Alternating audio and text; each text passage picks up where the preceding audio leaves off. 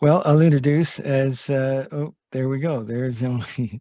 Uh, well, first of all, this is like Back to the Future for me. It was 50 years ago I landed in Thunder Bay, and years after that, my newspaper in Thunder Bay. Some of you may be old enough to remember Lakehead Living, but not many of you for sure.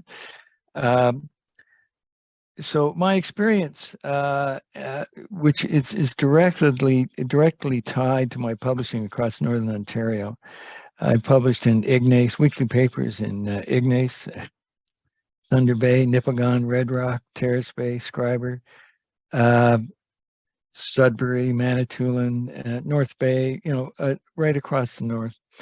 And what that taught me is about the reality of the economy in small markets, large markets, and what really the experience was of communities that are constantly dealing with, the lack of scale we sometimes have, the vulnerability we have to commodity prices, all of the things that enter into having a sustainable community.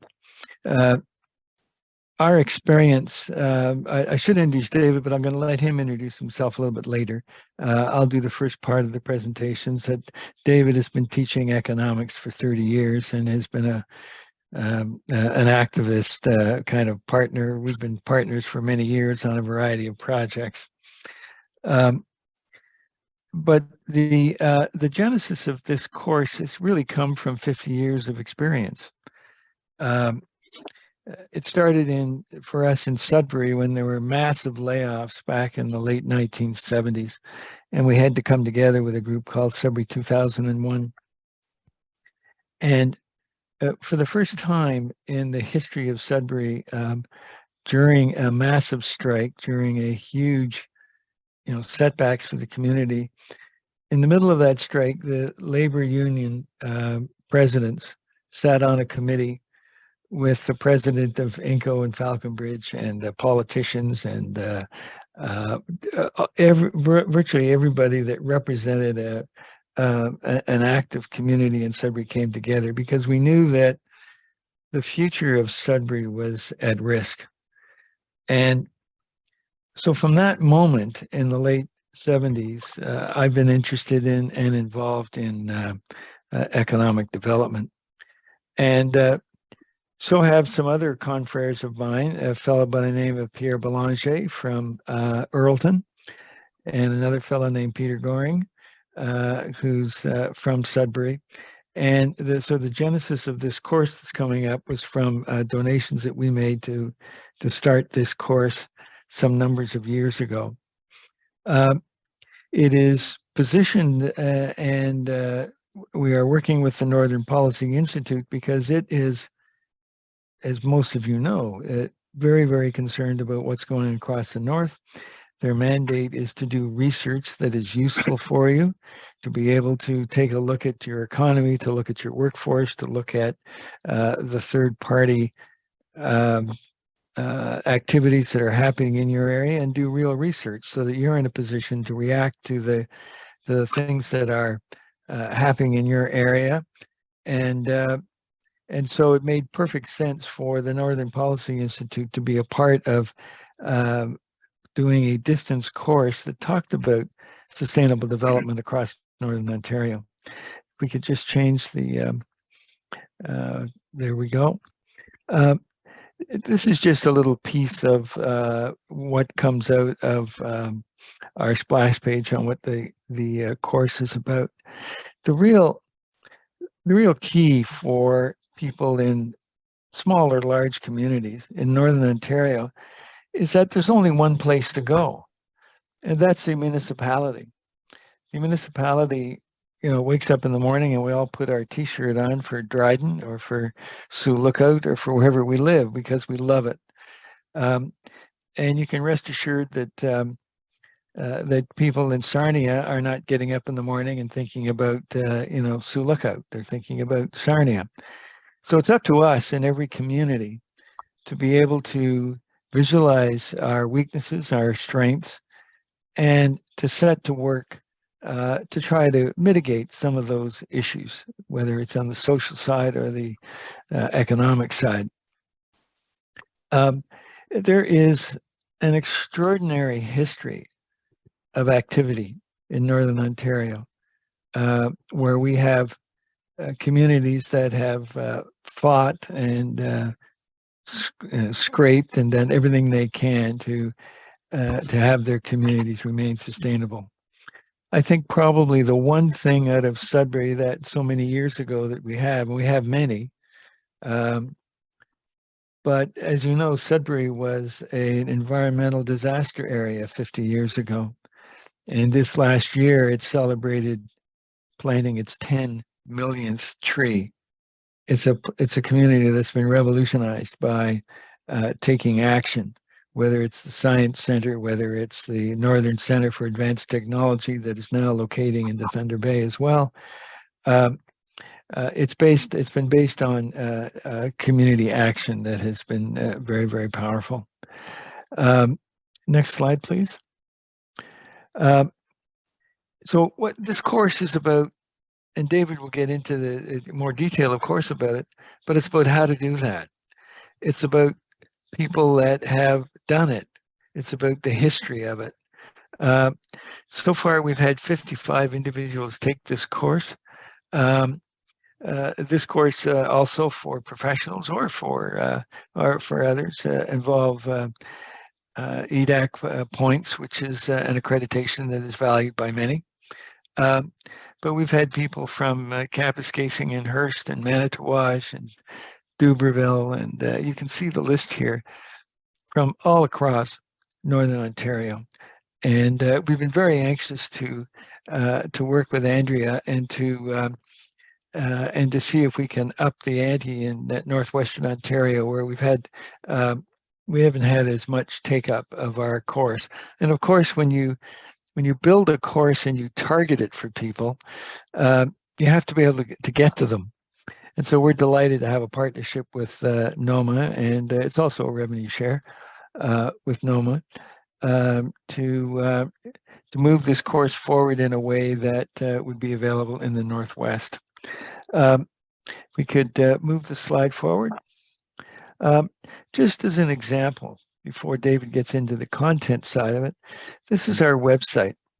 On this website, we have interviewed more than 60 people that have changed history in Northern Ontario.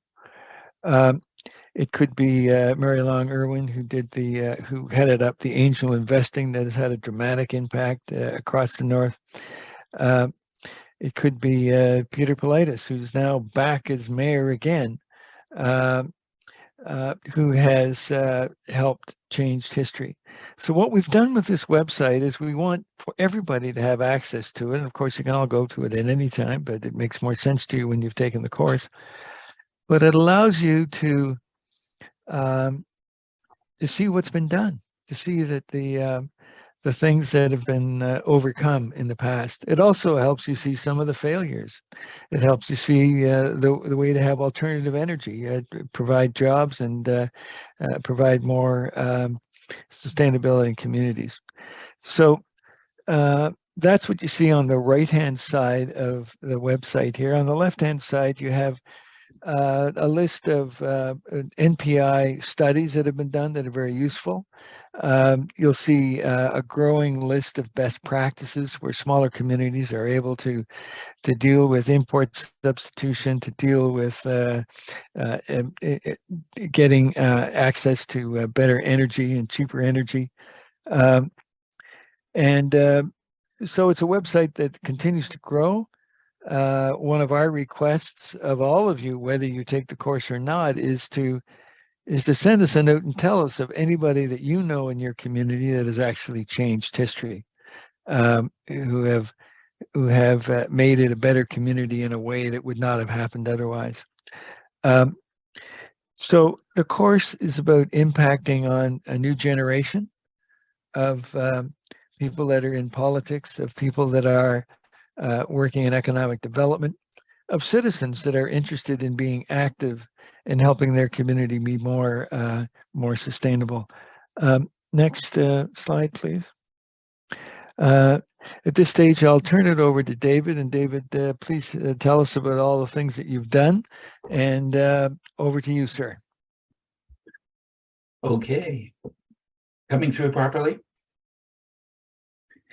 Yeah. Well, okay, I've been an economist in Northern Ontario for a little over, I guess it's 35 years now. And at Laurentian University, in 1990, I started getting seriously interested in Northern Ontario economic development. Among other things, got invited to participate in the course that Waterloo occasionally runs in the north to train economic development officers. That was an interesting experience, partly because I was the only Northern Ontario person who was actually talking about Northern Ontario in that whole course. Basically, the training of economic development officers is aimed at the issues in Southern Ontario and elsewhere. And that seemed a little bit off.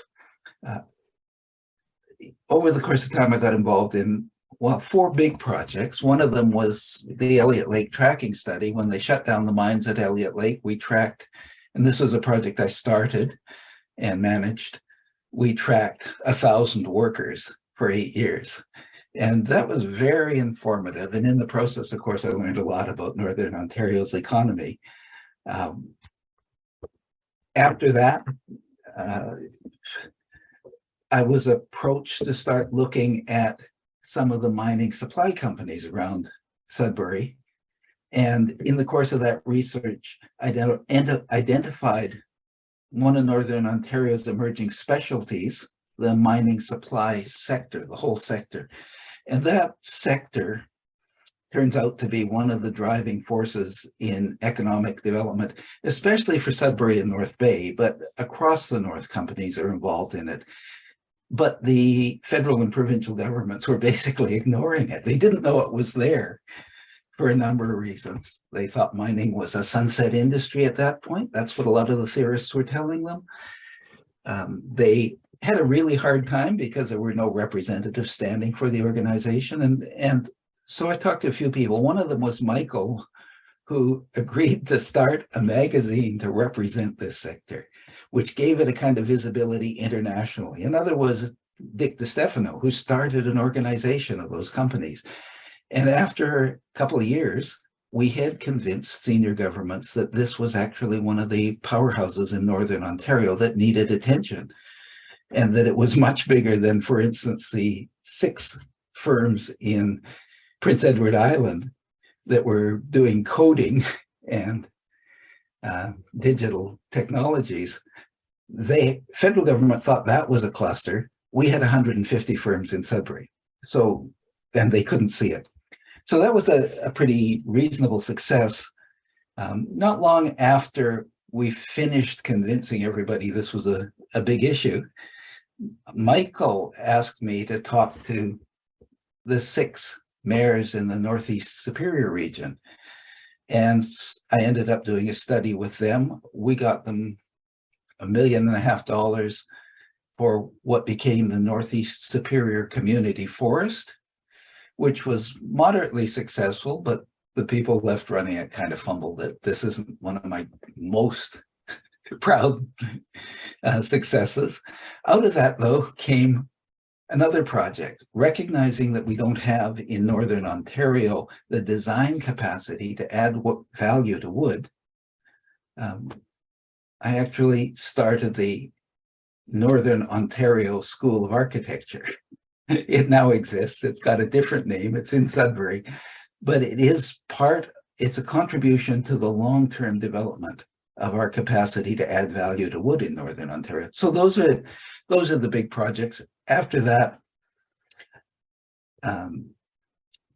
got very serious about developing a training program for people working in economic development in Northern Ontario. We hoped we could develop a graduate program at Laurentian. And Michael and some of his crew actually donated quite a lot of money to get that started. Laurentian has had some trouble, as you know, and it didn't happen there. And so we've moved the camp to the Northern Policy Institute. So that's the background of this course and my commitments to it. What's in the course? Well, among other things, what do we really mean by development? It's actually not something that people spend a lot of time thinking about.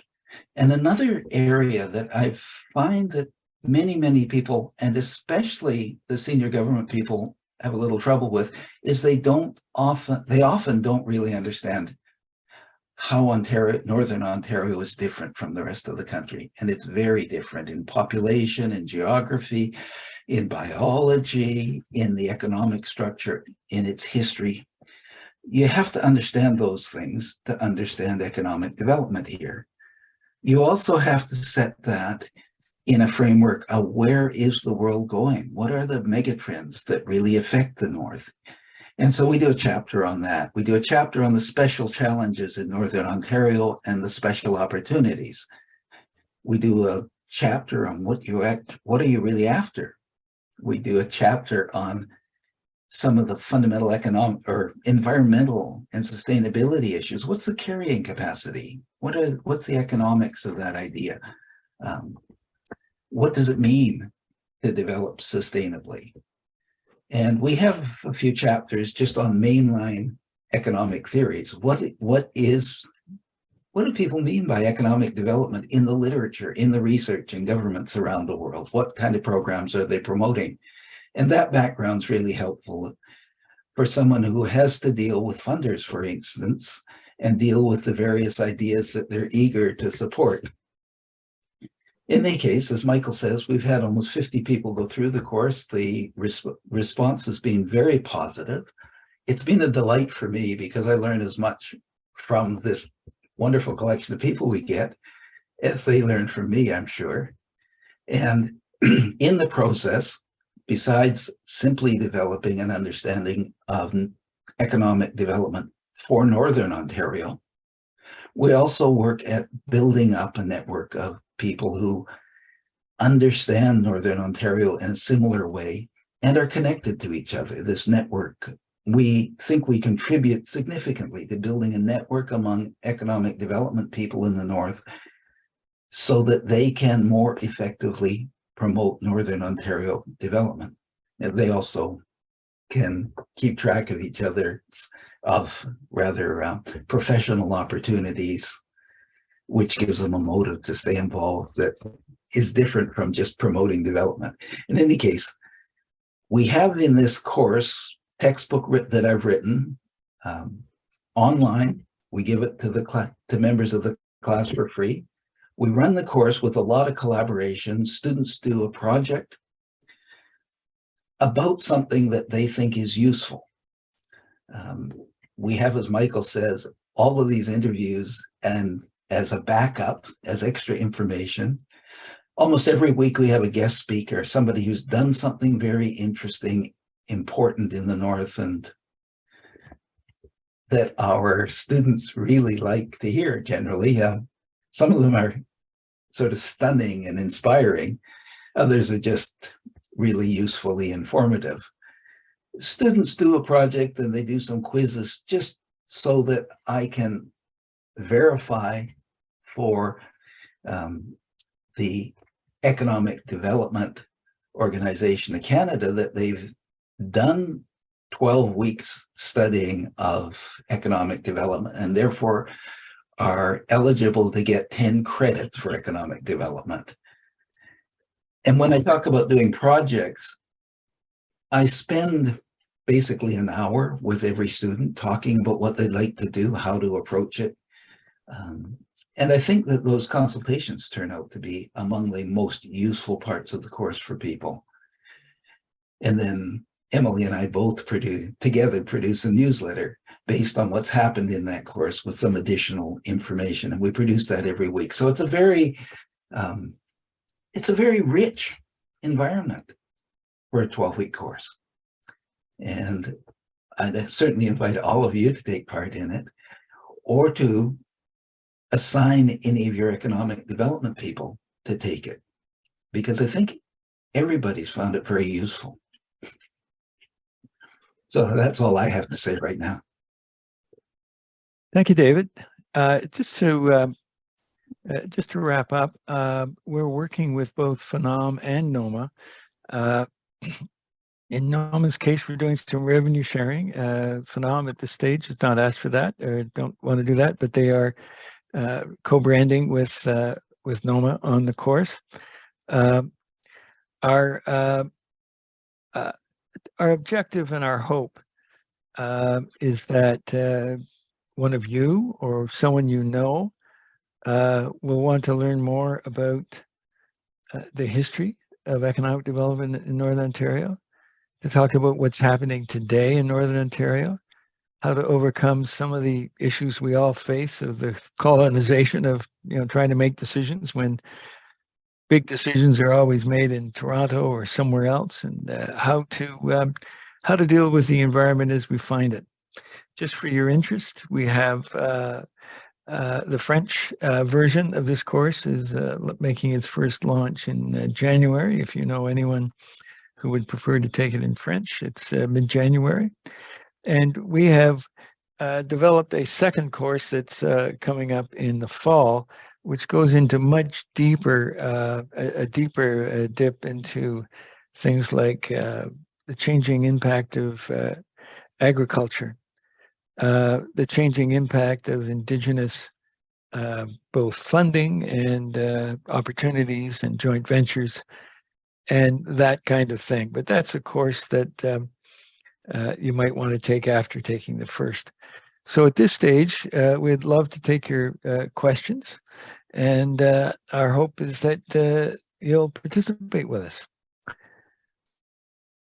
Great, thank you so much, Michael and David. We do have a few questions in the chat, so I'll just read them out for you. The first question is from Cheryl Ford, Mayor of Horn Plain. She'd like to know if once they have paid for the course, will they receive the textbook? Is the question, will they receive it instantly or when the course starts? You get it automatically when the course starts. Okay. I could certainly send it to you before that. Okay, but I do know that you like to do some updates in there as well. Yeah. When I discover something new, I change the textbook. So the version that you got, Andrea, is a little different from the version, the next one. I've got. It's better though. It's better. And we send you the update at the end of the course. Perfect. Again. Well, this is more just a comment from Tyler that he's very interested and the training sounds really great and happy to have learned about the learning. So thank you very much from him. Deb's wondering, so Mayor of Rainy River, what are the dates for the course coming up? January 17th. Oh no, excuse me. That's wrong. Emily, if you're there, please jump in. That was the French course. I forget. It's February. Yeah. When this one starts. February 23rd. February, and there's Emily behind her big E. Thank you, Emily. And do you still do the break? Do you do the March break as well, where you take the week off? So it'll be 12 weeks from February 21st. I think so, Emily. Straight through, and I don't think we've actually decided on that this time because I haven't looked at whether it matches up with any of the holidays. We used to do the break because it was connected to the university. Oh. But that's not necessarily connected to anybody's schedule when they're working in the field. So it doesn't necessarily make sense. True. No, they might have young kids that are on March break. Well, and going away. I think what we could say is that when we start the course, we might be very happy to just discuss what the needs are within the course, and probably the most wins. But if there's a week that many people are taking off, we might very well be able to accommodate that. Perfect. I'm not used to, as somebody who's taught at a university for 30 years, having some choice about the schedule, actually. That caught me by surprise, Andrea. So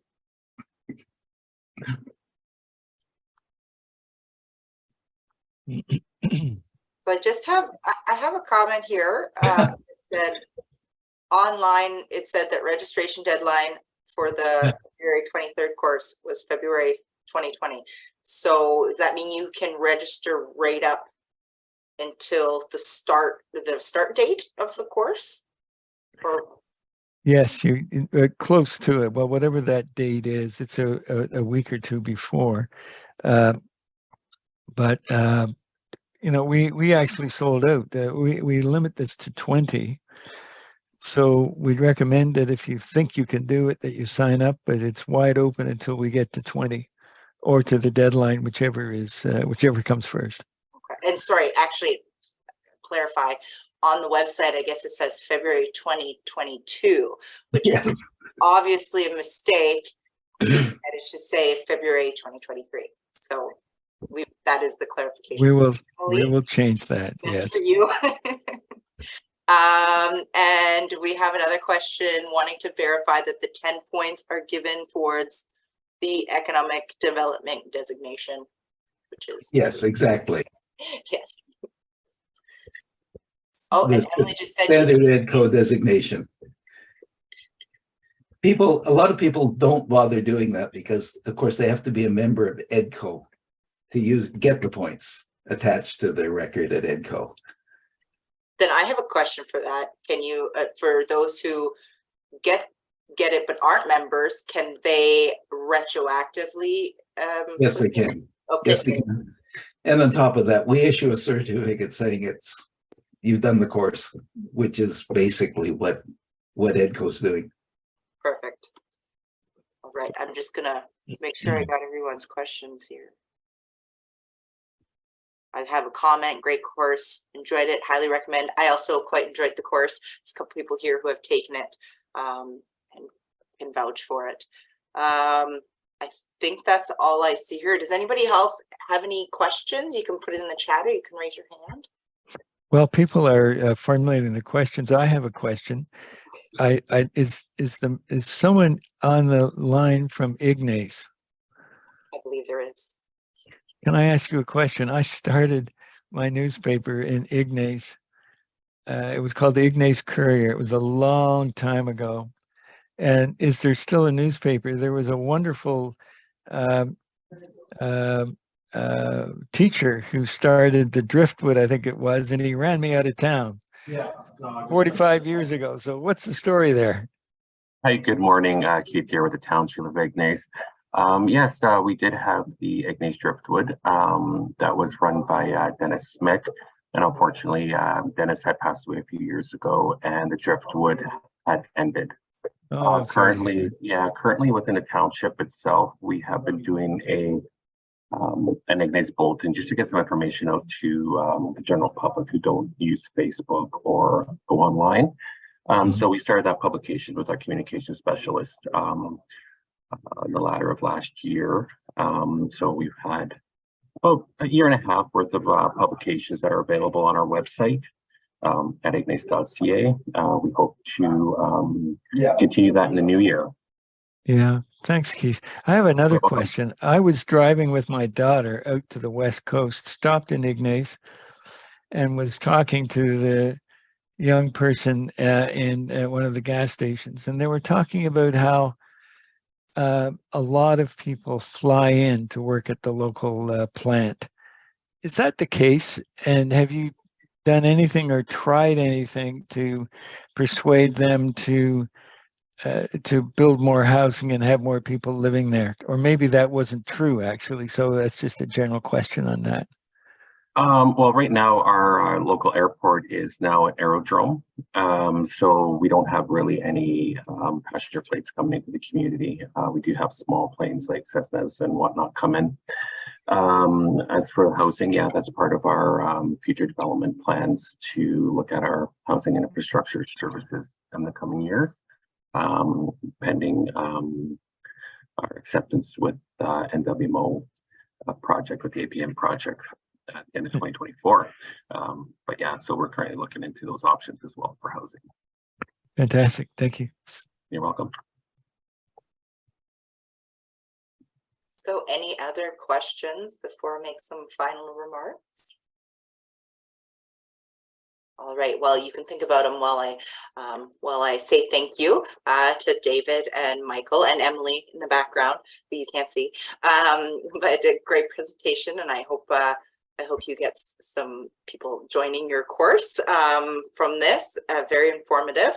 I'd also like to just thank all of our participants for coming today.